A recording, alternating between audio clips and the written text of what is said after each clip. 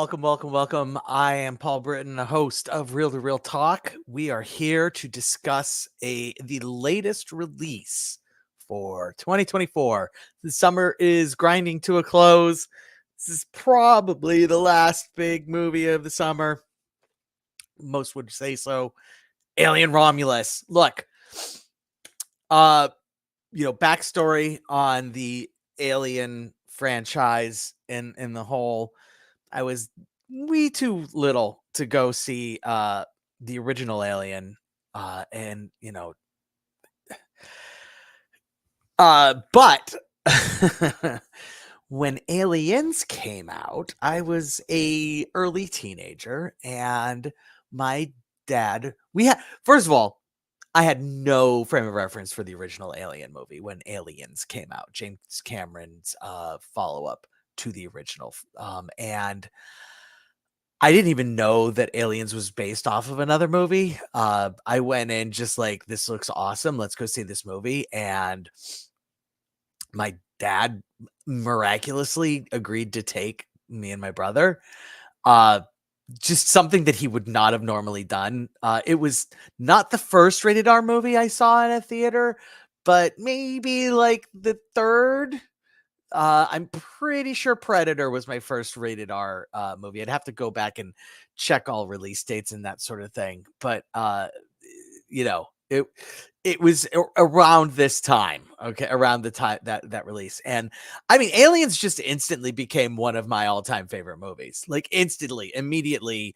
No, ifs, ands, or but. Just like, this movie's like amazing. This is like Star Wars level good, with just unbelievable, effects, unbelievable actors, unbelievable performances. And then I found out Alien existed, and this went to Blockbuster. Guess what? It was a thing then, renting videos. I probably had to wait a little while to get our hands on Alien. Got it. Wow.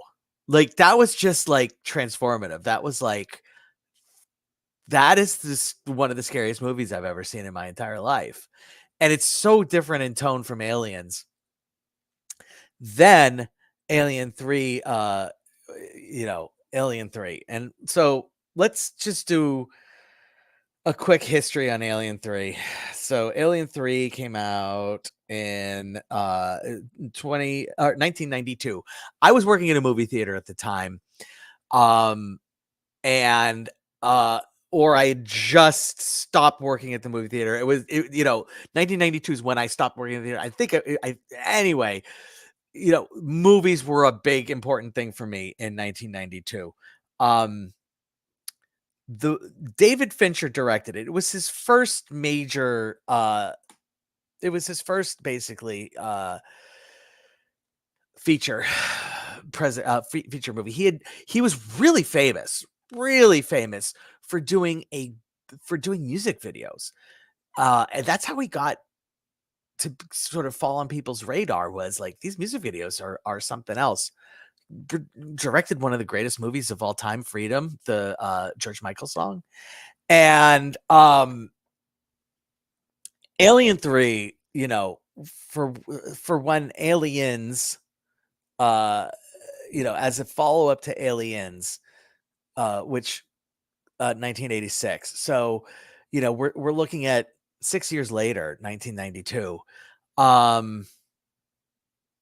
It was like really important. Like, it was like this, but it also was, it was one of those movies that was super famous. This was the time when, like, there was Premiere magazine, and there was the other movie, Hollywood. It wasn't Hollywood Reporter. Was it Hollywood? Anyway, I subscribed to Premiere. Every magazine that was dedicated to movies had a feature about Alien 3 coming out. Brand new director. It was the script. They had two different scripts. They didn't know what to do with it. They they famously smashed together the two scripts. The two primary scripts that they had was, one had Ripley landing on a prison colony, the other had Ripley and landing in like a religious zealot colony. And so they just made the prison colony filled with religious zealots. And um interestingly enough, I saw it with a friend of mine who I had worked at the movie theater with, and he's the person who I went and saw Alien Romulus with this weekend along with my son. And like just he's been living in California for a super long time. And he has a project going on in Orlando, and so I just went up. I said, "Let's go see this movie." I was planning on going up to be in Orlando anyway, and he's like, "Yeah, let's do it." And so super exciting. It was awesome. But Alien 3 was not a great experience for if you were a big fan of the Alien franchise. You just kind of felt like, "Ooh, this is not good." Then 97 comes around and Alien Resurrection hits theaters, and I think people poo-poo Alien Resurrection more than it is deserved. When it came out, because of Alien 3, the expectations were lowered a little bit. And I personally felt like it really sort of brought back a lot of the things that you want from Alien, as well as introducing some interesting new twists. It takes place way in the distant future from where Alien 3 happens. And so it was interesting to kind of see a big, huge fast forward in time like that. And it also introduces us to half alien mutant baby. And guess what? Half mutant alien baby, spoiler alert, comes into play here in Alien Romulus. And then there's been Prometheus and Alien Covenant. And Prometheus and Alien Covenant were prequels to the original Alien, and Prometheus is pretty much acknowledged to be fantastic but slightly flawed, and a lot of people think that Covenant is anywhere between like number 4 on your list or your least favorite on your list. It has a lot of detractors, but it also has a lot of people that are like, yeah, this is pretty good. I'm in the I really like it. It's not number 4 on my list, but it's like right in the middle. And so Covenant was 2017. Now we're back 2024. We're back on the original Alien timeline. But it's sometime between Aliens and it's unclear exactly where it falls. It's definitely before Alien Resurrection, even though okay, let's get started. So what's going on with Alien Romulus is that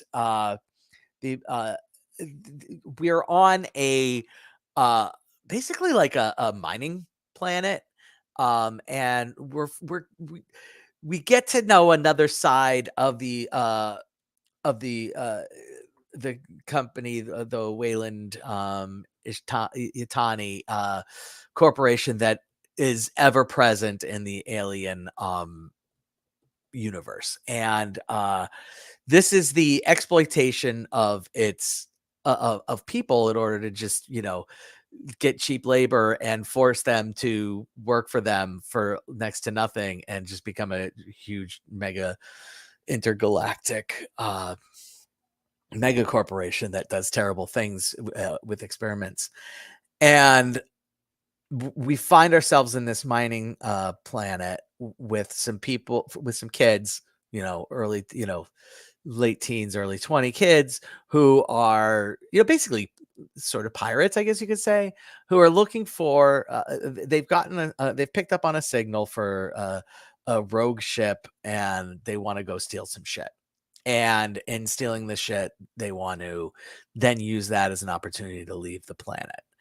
And so they end up on this science station. Like it's a very much like, oh, that's 2001: A Space Odyssey space station. That's exactly what it looks like. And not exactly, but it's that kind of thing where it's like, oh, that's a space station. Like if you saw it, you'd be like, oh, I know exactly what that is. And, they end up on a Weyland-Yutani, space station, and while looking for the shit that they need, they find out that the reason why this outpost has become abandoned is that some really horrible things have happened because they start seeing like destruction and mayhem and acid for blood holes in floors, and then they start encountering face huggers and all the things that you would expect from an alien movie. And it just and from there, it's a classic alien movie. And spoiler alert, that ends with creepy half alien proto baby. And I like so thing one, a comment that I on a movie group that I'm on was that, oh, it just has pointless fan service. Man, the pointless fan service is so good in this movie. I mean, if you're gonna get annoyed with pointless fan service, don't you're not this movie's gonna annoy you more than anything, probably. But if you're just kind of like, hey, you know what? I really kind of like homages and references to other movies, direct, not subtle homages and references to other movies. This really might work. Another thing, Kaylee Spaney, who is having a moment. You when you get to play Priscilla, and then you get to be in sort of like the indie darling hit movie Civil War, and now you're part of a big huge franchise, the Alien franchise in Alien Romulus. You're a thing now. You are officially a thing, and I enjoy you in the things that you do. Um, the trailers give it away, so it's not a big surprise. The automaton in this one is played by David Johnson, and it's a different take on the classic problems with automatons, and the fact that they're all Weyland-Yutani made, and so therefore it's just it takes that and then twists a little bit, and it's really interesting. He does a great job. It's very different, um, and it's a lot of fun. Of course, there has to be fodder, and all of like honestly, like I would say they do less development of some of the fodder in this movie than they have done in the past. But also, like, the actors do a really good job. Like, these are all young actors, and they really, I mean, you can tell that they have 100% committed to being in the Alien franchise, and and to doing their best possible work within that context. And it's really good. Ridley Scott produces, not direct. The director is Fede Alvarez, who has done some other horror, both reintroduction as well. He did what is it called? The Evil Dead. He did a reboot for the Evil Dead. He's also famous for his original, which is Don't Breathe. And those were the two biggest ones that he had done before.